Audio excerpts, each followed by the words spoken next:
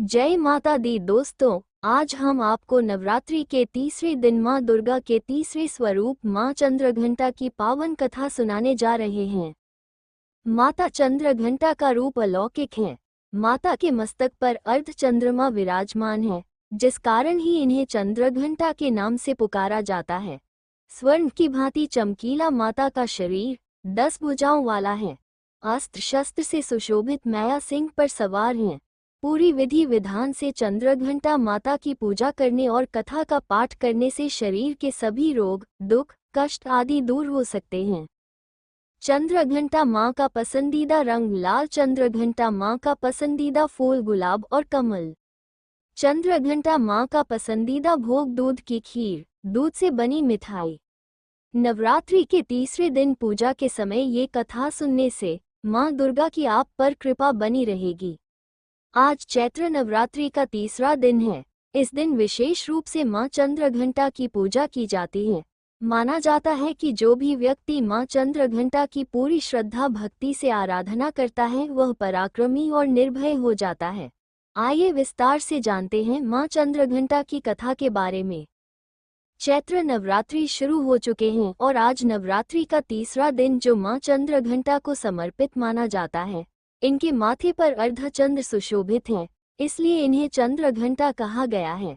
साथ ही माँ चंद्रघंटा की पूजा अर्चना करने पर हर तरह के भय से मुक्ति मिलती है। साथ ही यह भी मान्यता है कि माँ चंद्रघंटा की कथा का पाठ करने से शरीर के सभी रोग और कष्ट दूर होते हैं। कथाओं के अनुसार माँ दुर्गा का पहला रूप माँ शैलपुत्री और दूसरा माँ ब्रह्मचारिणी स्वरूप जो भगवान शंकर को प्राप्त करने के लिए माना जाता है। जब माँ ब्रह्मचारिणी भगवान शंकर को पति रूप में प्राप्त कर लेती हैं तब वह आदिशक्ति के रूप में प्रकट होती हैं और चंद्रघंटा बन जाती हैं। माँ दुर्गा ने माँ चंद्रघंटा का अवतार तब लिया था जब संसार में दैत्यों का आतंक बढ़ने लगा था। साथ ही उस समय महिषासुर का भयंकर युद्ध देवताओं से चल रहा था। महिषासुर देवराज इंद्र का सिंहासन प्राप्त करना चाहता था।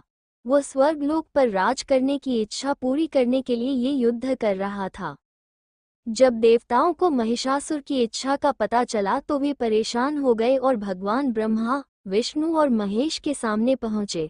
ब्रह्मा, विष्णु और महेश ने देवताओं की बात सुनकर क्रोध प्रकट किया और क्रोध आने पर उन तीनों के मुख से जो ऊर्जा निकली, उस ऊर्जा से एक देवी अवतरित हुई।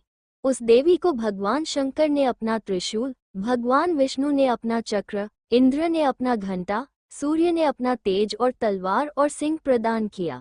इसके बाद माँ चंद्रघंटा ने महिषासुर का वध कर देवताओं की रक्षा की।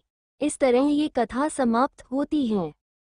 नवरात्रि के तीसरे दिन माँ चंद्रघंटा की पूजा करें और या देवी सर्वभूतेषु माँ चंद्रघंटा रूपेण संस्थिता। नमस्तस्यै नमस्तस्यै नमस्तस्यै नमो नमः। वंदे वांछितलाभाय चंद्रार्धकृतशेखरां सिंहारूढ़ा चंद्रघंटा यशस्विनी मंत्र का जाप करें, जिससे माँ चंद्रघंटा की कृपा आप पर बनी रहेगी। ये कथा कैसी लगी हमें कमेंट में जरूर बताएं। साथ ही चैनल को सब्सक्राइब करना ना भूलें। धन्यवाद।